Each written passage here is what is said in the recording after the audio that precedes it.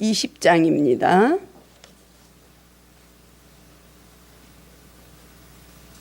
요한복음 20장 1절에서 8절까지 우리 함께 합독하겠습니다. 안식 후 첫날 일찍이 아직 어두울 때 막달라 마리아가 무덤에 와서 돌이 무덤에서 옮겨진 것을 보고 시몬 베드로와 예수께서 사랑하시던 그 다른 제자에게 달려가서 말하되 사람들이 주님을 무덤에서 가져다가 어디 두었는지 우리가 알지 못하겠다 하니 베드로와 그 다른 제자가 나가서 무덤으로 갈새 둘이 같이 다름질하더니 그 다른 제자가 베드로보다 더 빨리 달려가서 먼저 무덤에 이르러 구부려 새 머퍼 놓인 것을 보았으나 들어가지는 아니하였더니 시몬 베드로는 따라와서 무덤에 들어가 보니 세마포가 놓였고 또 머리를 쌌던 수건은 세마포와 함께 놓이지 않고 딴 곳에 쌌던 대로 놓여 있더라. 그때야 무덤에 먼저 갔던 그 다른 제자도 들어가 보고 믿더라. 아멘. 이제 성찬. 할렐루야. 예수님 부활하셨습니다. 오늘은 부활주일입니다.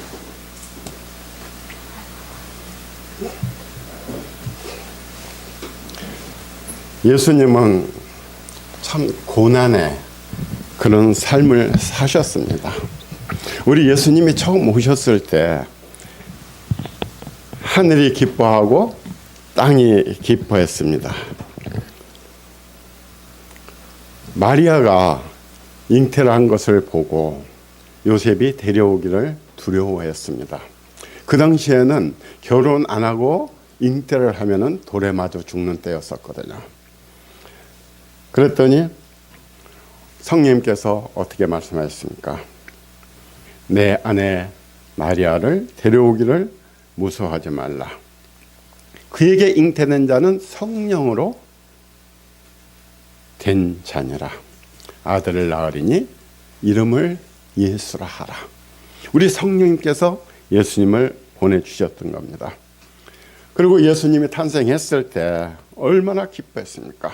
누가복음 2장 13절에서 15절 보면 호련히 수많은 천군이 그 천사들과 함께 하나님을 찬송하여 이르되 지극히 높은 곳에서는 하나님께 영광이요 땅에서는 기뻐하신 사람들 중에 평화로다.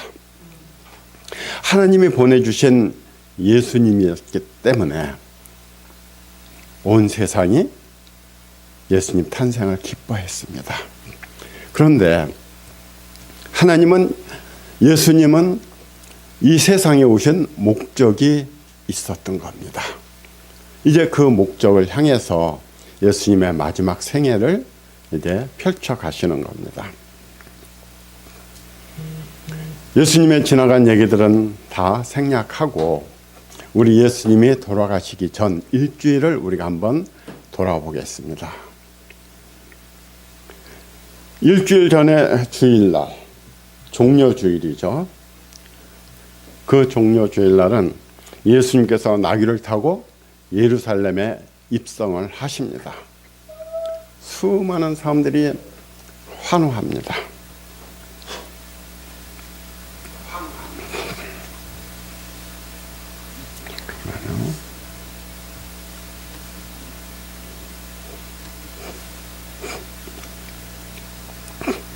그런데 예수님께서 그 예루살렘 성을 보시고 우셨어요.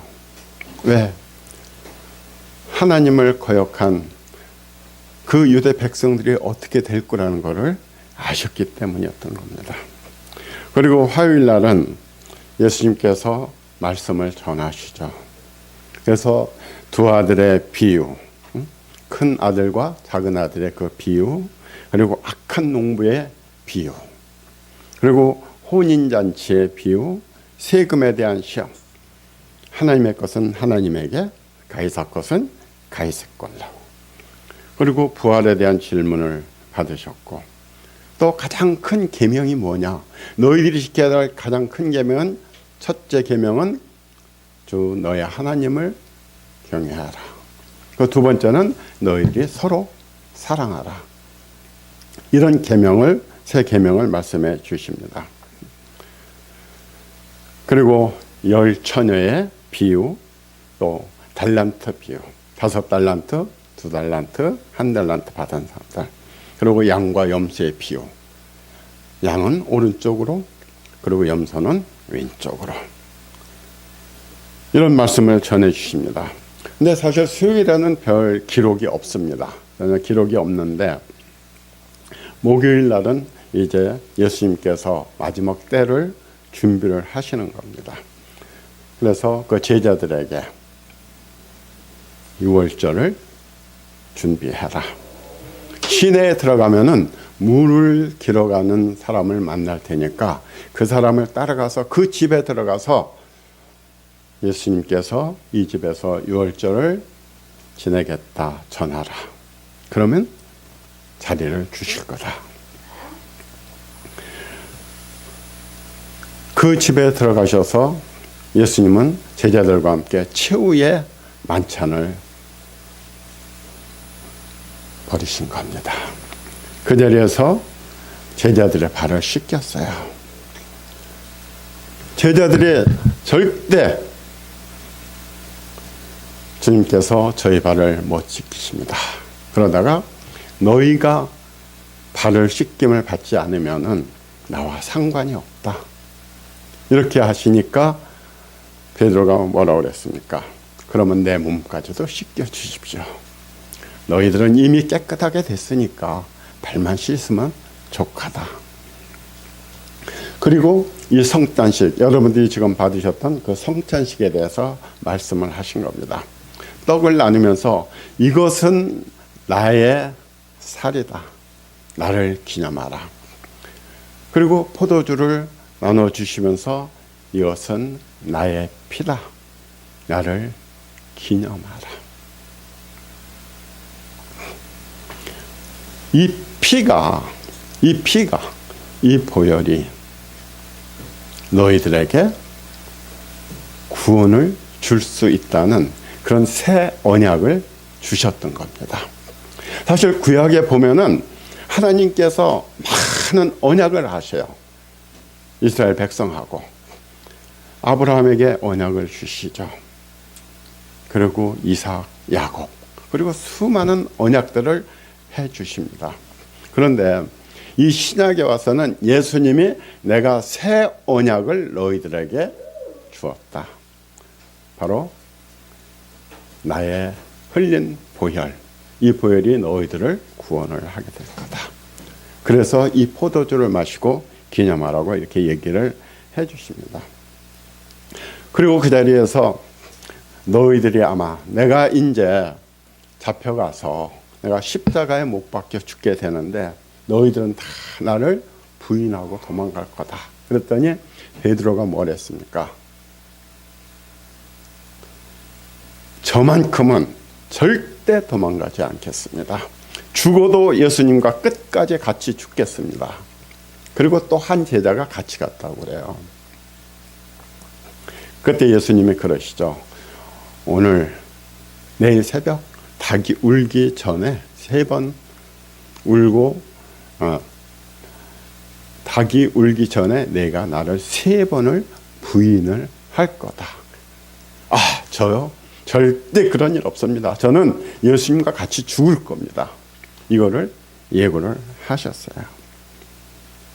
그리고 그 자리에서 내가 너희를 떠나야 바로 다른 보혜사 성령님이 오신다는 것을 말씀을 해 주셨습니다. 그리고 이 만찬이 끝나고 최후의 만찬이 끝나고 예수님께서 겟세마네 동산에 가서 기도를 하시는 거죠. 3번을 가서 기도를 하십니다. 기도를 하고 오니까 제자들이 자고 있어요. 몸이 피곤하고 힘들으니까. 1시간도 깨어 나와 함께 하지 못하느냐 안타까워하셨어요. 그리고 가서 또 기도하시고 2번째도 또 안타까워하셨어요. 그 3번째 기도하시고 와서는 그래 너희들 편히 쉬도록 해라. 이런 겟세마네 동산에 기도를 하셨던 겁니다. 그리고 바로 가롯 유다가 나를 배신해서 나를 넘겨줄 거다. 이런 말씀을 하셨던 겁니다.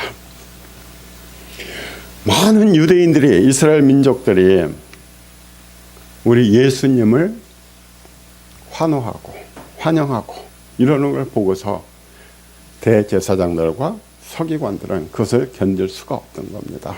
그래서 어떻게 하든지 예수님을 죽이기로 이렇게 결심을 하게 되는 겁니다.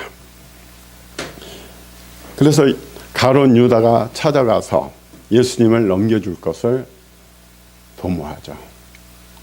그리고서는 은 30냥을 받습니다.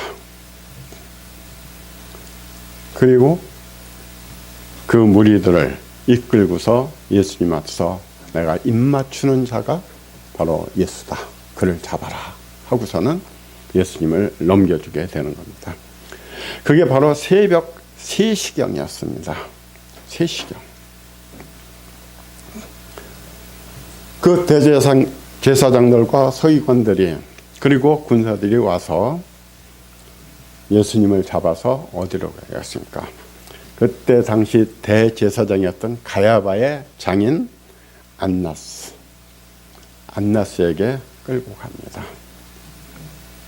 끌고 가고 안나스는 다시 가야바에게 보내요. 그런데 죽이려고 해도 증거가 있어야 되지 않습니까? 근데 많은 증인들이 와서 예수에 대해서 그런 모함을 하는 얘기를 해도 그것이 증거가 될 수가 없었던 겁니다. 그러니까 한 사람이 그랬어요. 저 예수는 자기가 성전을 허물면 사흘 만에 다시 세우겠다고 했다. 그걸 증거로 내세웠지만 예수님은 아무 말씀도 안 하셨어요. 그런데 내가 정령 하나님의 아들이냐? 하고 묻는 데는 여기에서 대답을 하셨던 겁니다. 내가 하나님 우편에, 하나님 보좌 우편에 앉아 있는 것을 너희들 볼 거고 내가 구름을 타고 오는 것을 너희가 볼 것이다. 그랬더니 이 대제사장들과 서기관들이 더 이상 무슨 증거가 필요합니까? 이건 신성 모독입니다. 자기가 하나님의 아들이라고 했습니다. 죽어 마땅합니다. 그래서 죽음으로 이제 몰고 가는 겁니다. 그 모양을, 진행되는 모양을 보고 가룟 유다는 양심을, 가책을 느껴서 30냥을 싸가지고 가요. 제사장들 앞에 가서 내가 잘못한 거다. 나 이 돈 안 받겠다. 하고 다시 던져버립니다. 그러나 그 제사장들은 그 돈이 우리와 무슨 상관이 있느냐. 그래서 그 돈을 가지고 이제 그 나그네 무덤을 사게 되는 이런 일이 생기게 됩니다. 그런데 그 당시에는 유대인들은 사람의 생명을 죽일 수 있는 권한이 없었거든요. 왜? 로마의 통치를 받았으니까. 그래서 총독 빌라도에게 데리고 갑니다. 그런데 총독이 봐도, 빌라도가 봐도, 아무리 봐도 죽일 만한 이유가 없었어요. 그런데 이 예수가 갈릴리 사람이냐 하는 이걸 가지고 헤롯 왕에게 보내요. 근데 헤롯 왕이 처음에는 반겨 맞았어요. 반겨 맞고서 예수한테 계속 질문을 던져도 대답을 안 하시는 겁니다. 그래서 헤롯 왕이 다시 빌라도에게 보내게 돼요. 그 빌라도가 그 당시에 로마 황제에게 보냈던 그 편지가 있어요. 굉장히 장문입니다. 그것이 지금 보관되어 있어요. 그 빌라도는 예수님을 직접 만나서 신문했던 사람이 바로 그것을 써 보내는 겁니다. 거기에 보면은요, 이 예수라는 사람을 만나봤는데 아무리 봐도 죽일 이유가 없다. 그런데 유대인들이 죽이라고 요구를 하고 있다. 그런데 그때 빌라도가 백부장, 군대가 없었어요. 별로 없었어요. 그 백부장 얘기 나오죠. 한 100여 명 쪽에 그 정도로 추측되는 그 적은 군대를 자기 주위에 뒀기 때문에 그때 워낙 유대인들이 예수님을 죽이라고 막 난리를 치니까 이 밀란이 일어날 것 같은 두려움을 느꼈던 겁니다. 만약에 베드로가 총도로 갔는데 거기서 밀란이 일어났다면 그 책임을 문책당하게 되는 겁니다. 그게 겁났던 거예요. 그래서 빌라도가 꾀를 내죠. 자, 그러면은 너희들 그 하는 것 중에 바로 그런 6월절 그때는 죄인을 놓아주는 그런 것이 있으니 내가 예수님을 놓아주랴 아니면은 바라바, 죄인을 강도,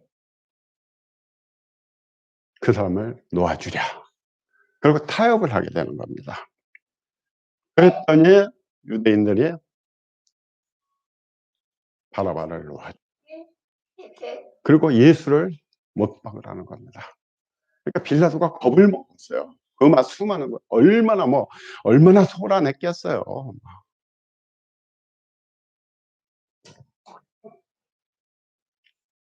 이제 그 전에 이제 베드로는 그 가야바에게 심판을 이제 그 신문을 받을 때 그 마을에 그러니까 그런 이 사람들이 많이 모인 그쪽에 이제 같이 껴들어갔죠. 어떻게 되는지 궁금하니까.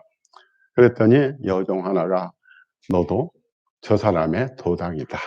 동물이 사니까 나는 절대 아닙니다. 그러니까 두 번째 또 다른 사람이 너도 그때 분명히 같이 있던 무리야. 그러니까 내가 맹세코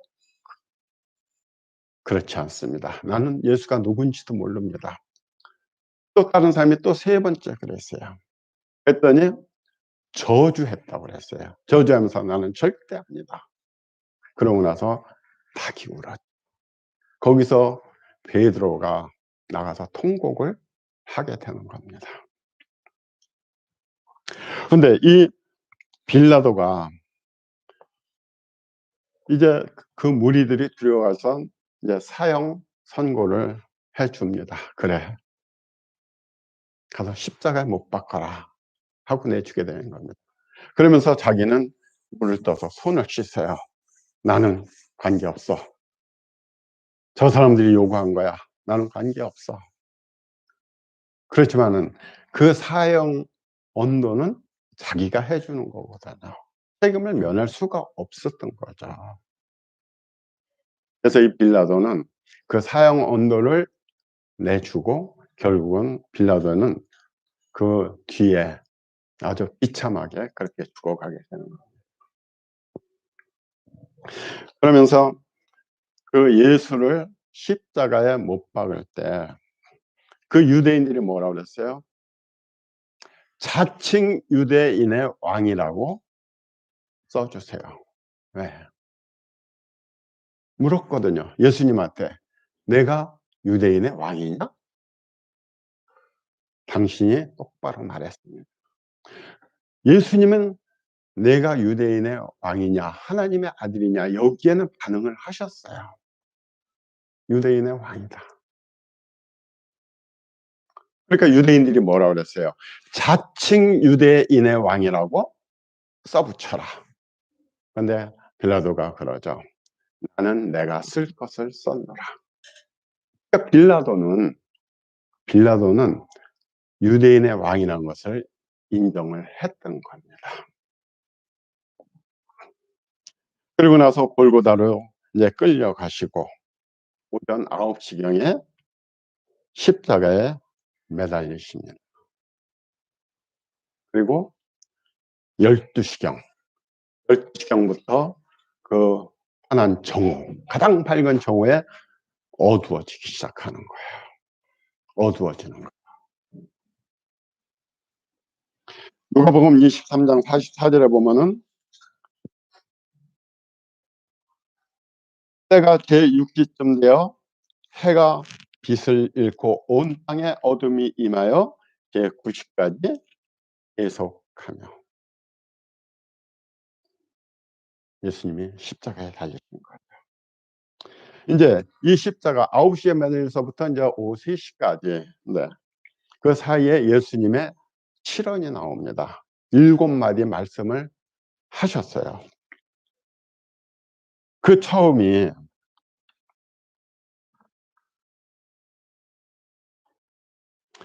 이게 이제 바로 그 예수님의 달리셨던 이 모습인데 그거는 예수님이 위에서 바라보셨다면은 바로 저 군중들이 저렇게 있었을 것이다 하는 것을 그려놓은 겁니다.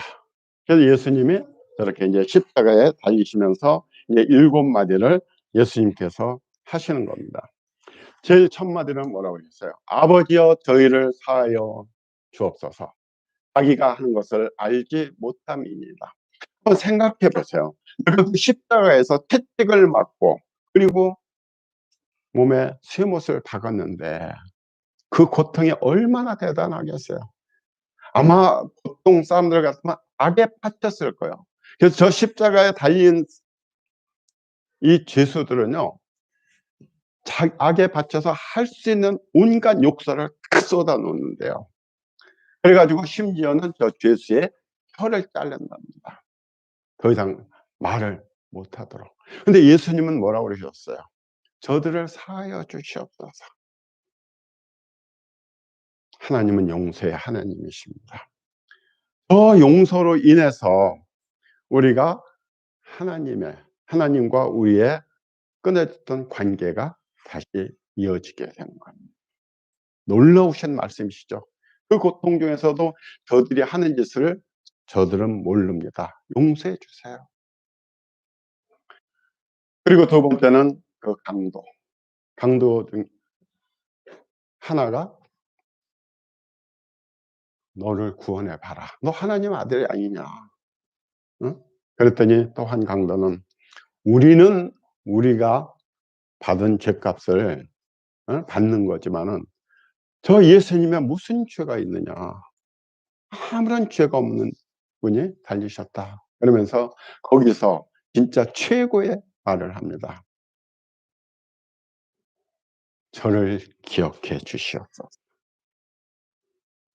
여기 예수님이 말하죠. 오늘 내가 나와 함께 낙원에 있으리라. 말 한마디 잘못해가지고 한 사람은 지옥으로 가고 한 사람은 낙원으로 간 겁니다.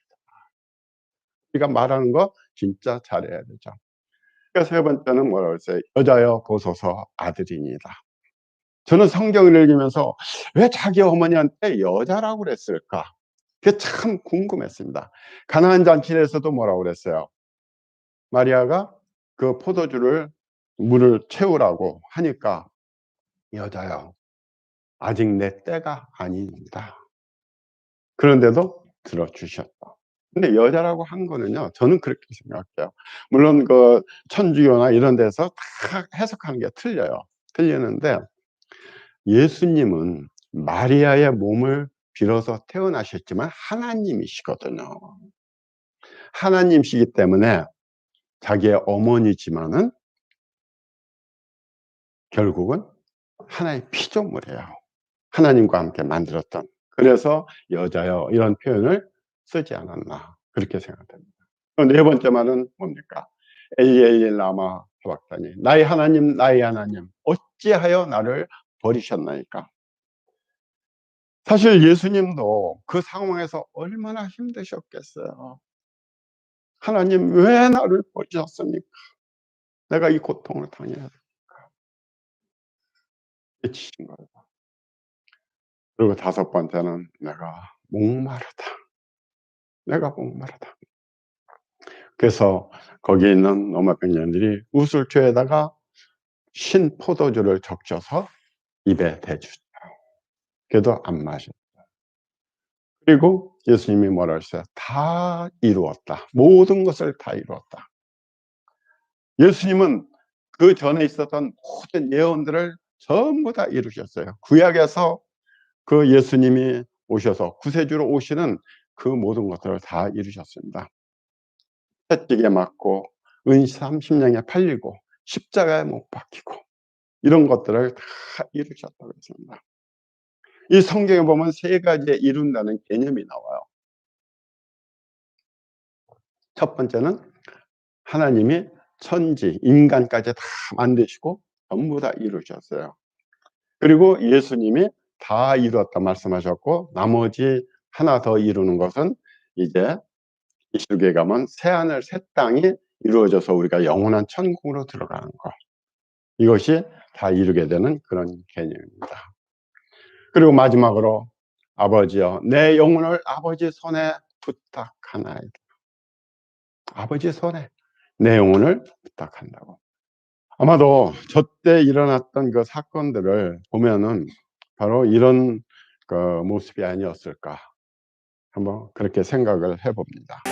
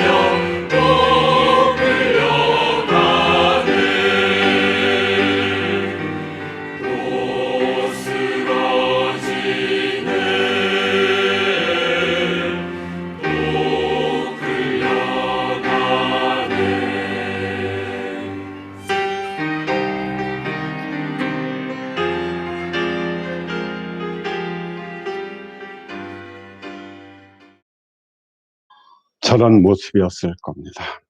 그리고 운명하셨어요. 운명하시는 순간에 지성소의 휘장이 찢어졌어요. 그것은 무엇을 합니까? 예수님의 그 희생 제물로 인해서 이제 모든 것이 다 이루어지고 우리와 하나님과 바로 통할 수 있다는 거죠.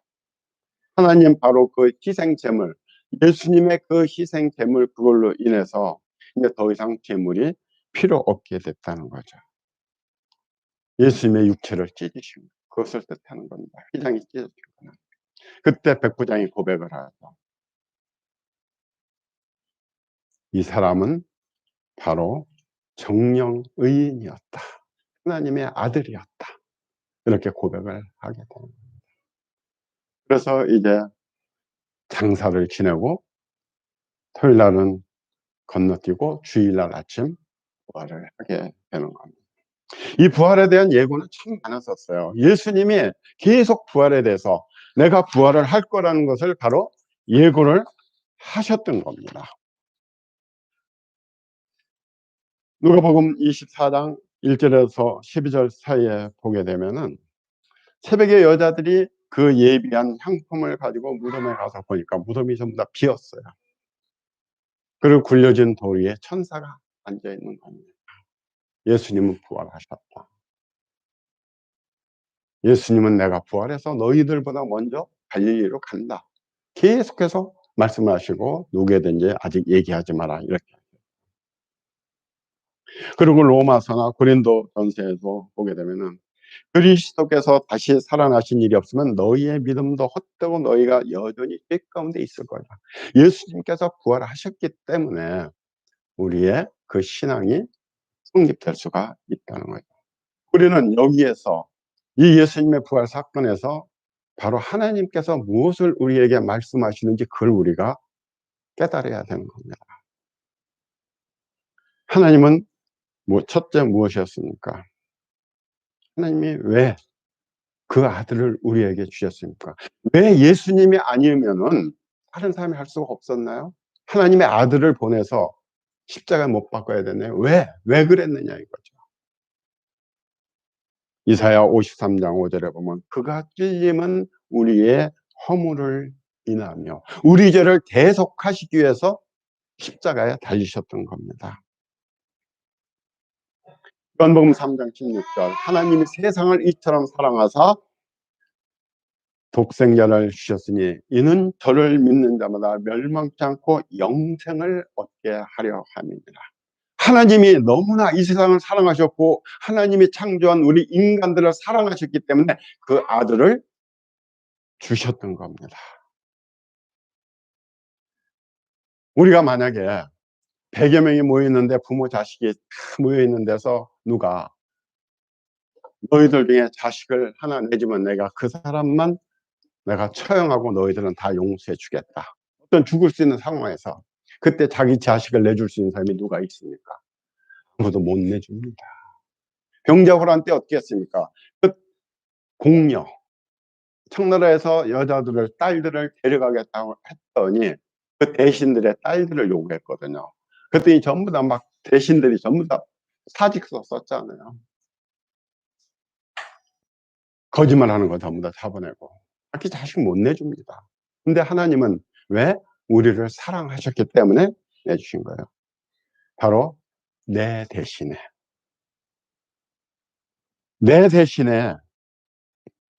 예수님을 보내주셨던 겁니다. 바로 예수님을 십자가에 못 박고. 그러면은 우리는 부활절을 어떻게 맞이해야 돼요?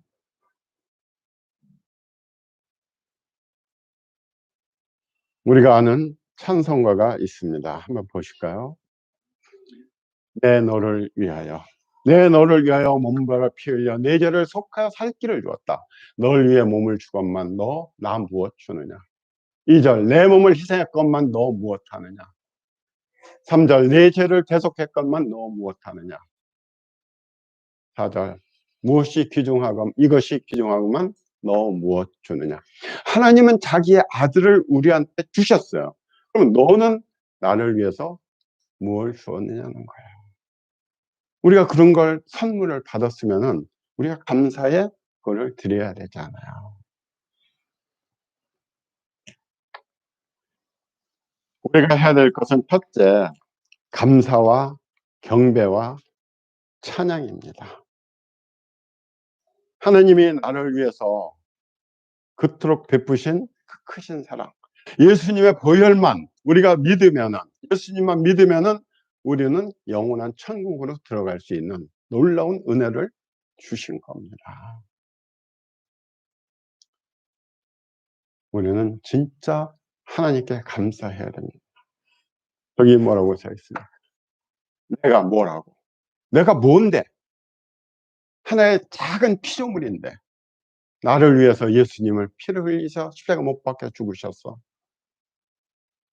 우리가 할 거는요, 감사와 경배와 찬양밖에 없어요. 우리 인간의 목적이 뭔 줄 아세요? 인간을 창조하신 목적이 우리가 하나님께 영광 돌리고 경배하도록 그렇게 만드신 거예요. 그런데 우리는 어떻게 해요? 제 멋대로 살자.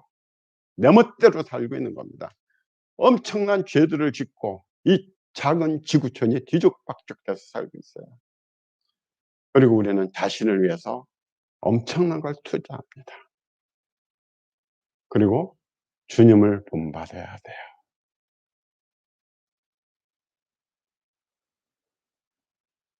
제가 대학교 때 아켄피스의 그리스도를 본받으라는 책을 봤는데 무슨 말인지 너무 어렵더라고요. 신앙이 깊지 않은 때니까 너무 어렵더라고요. 우리는 그리스도를 본받아요.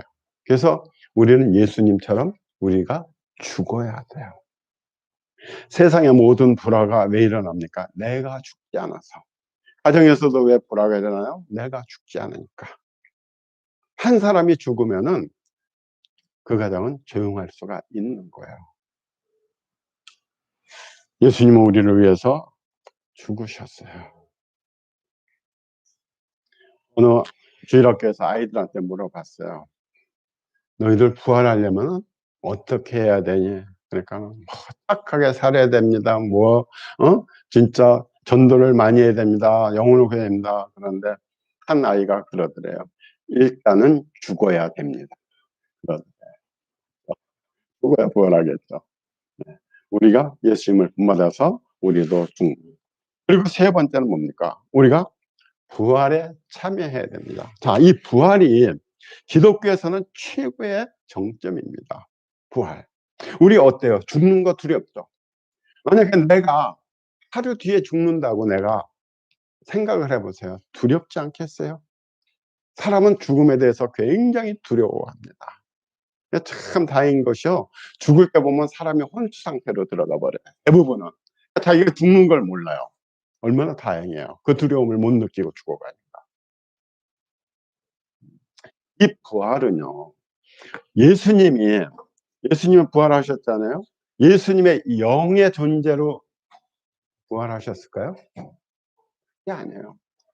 오늘 성경 말씀에도 보세요. 본문에.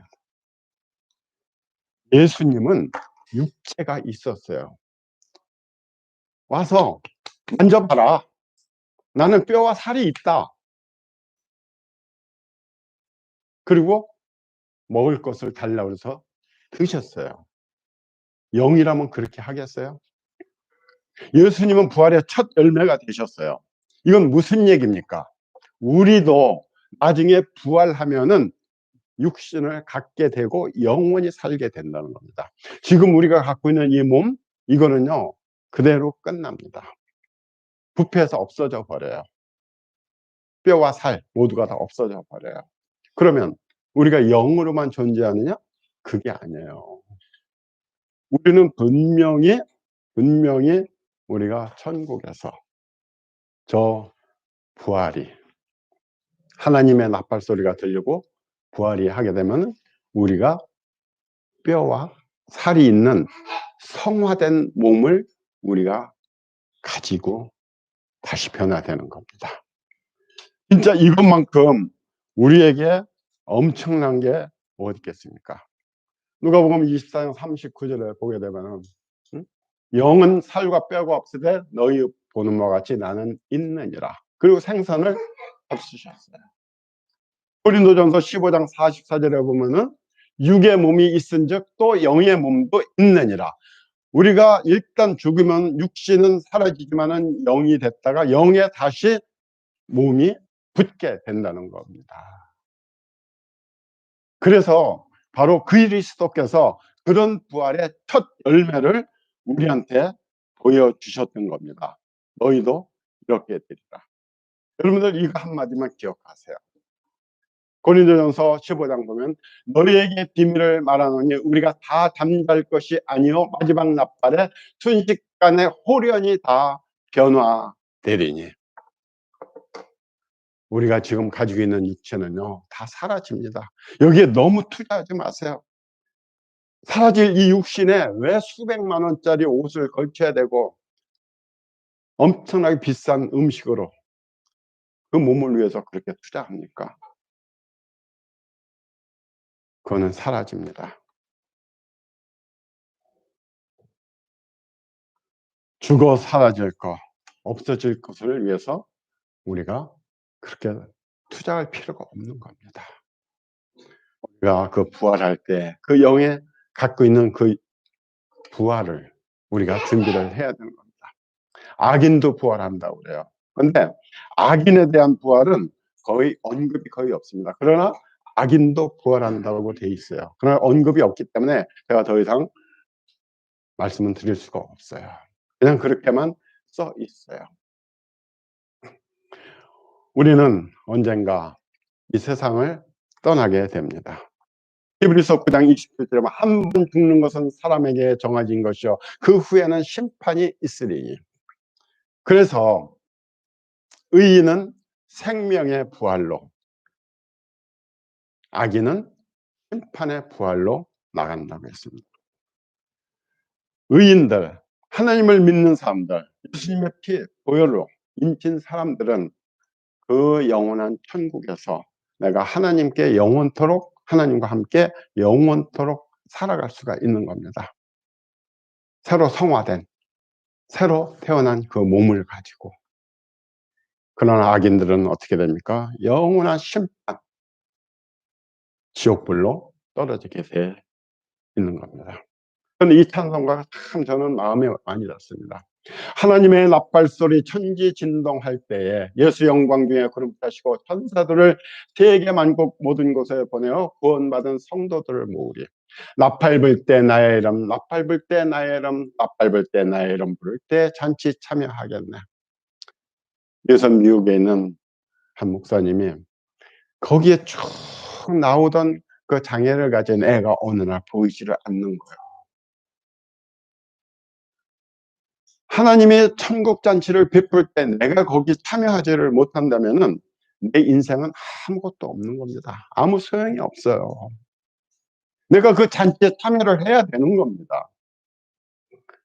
나팔 불 때 호련히 내가 변화돼야 돼요. 물론 내가 죽으면은 가서 영으로 있다가 다시 몸에 부활을 받아서 영의 몸을 갖게 되지만은 휴거되는 사람은 그게 없죠. 그대로 내 몸이 올리면서 순식간에 호련히 변화가 되게 되는 겁니다. 우리가 죽음을 두려워할 필요가 없습니다. 세상 사람들은 몰라요. 그저 먹고 마시고 즐기고 그것밖에 없어요. 그러나 우리 예수를 믿는 사람들, 우리는 압니다. 우리는 영원히 죽지 않는 존재라는 거, 그리고 그 몸이 다시 부활돼서 하나님과 함께 영광을 누리면서 우리가 살 수 있다는 것, 그 비밀을 하나님은 저희들에게 주신 겁니다. 사랑하는 성도 여러분, 그 비밀을 깨닫고 우리가 정말 하나님께 나아가는 바로 그날의 부활의 소망을 가지고 우리가 살아야 될 것입니다. 예수님이 나를 위해서 죽으시고 부활하셨습니다. 이것을 분명히 믿으시고 바로 그 부활 소망을 가지시고 나도 거기서 다시 부활한다는 예수님이 보여주시니까 그 소망을 가지고 여러분들의 인생길을 끝까지 달려가시기를 축원합니다. 아멘. 하나님, 우리 예수 그리스도께서